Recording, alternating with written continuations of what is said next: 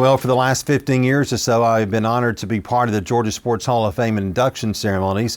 Each year on Friday night, they have the jacket ceremony, and I'm honored to be the MC of that event. And it's coming up this weekend. A few years ago, Governor Brian Kemp placed me on the Georgia Sports Hall of Fame Authority, or the board for the Georgia Sports Hall of Fame. So I'm honored to be a part of that, and I think it's a great event that we should cherish while here in Macon. Even though it's a state museum to honor the sports athletes and coaches from our history of our state, it is something that's right here in our backyard. It's here in Macon, and we don't want to lose it like we did with the Music Hall of Fame right across the street. We want to honor the Georgia Sports Hall of Fame. So I encourage you to be part of the ceremonies and also come on Saturday for the Fan Fest, where all the this year's inductees will be there to sign autographs, and also former inductees as well. It's a great event right at the museum on downtown Macon on Cherry Street. I hope you'll attend starting at 1 on Saturday.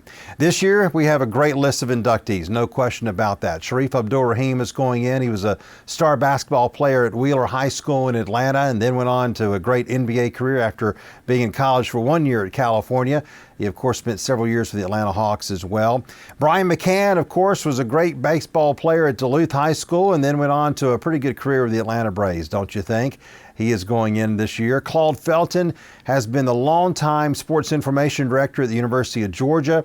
He has been in that role for about 44 years until he retired at the end of last month. Claude's going in, and he's one of the best. Everybody in the media can attest to the fact that he is really the best when it comes to sports communications.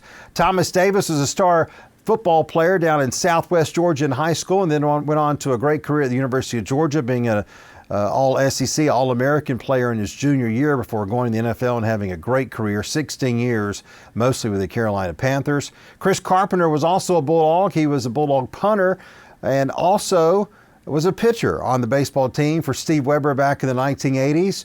He was a great two-sport athlete that chose baseball and, of course, spent many years in the big leagues, particularly with the St. Louis Cardinals.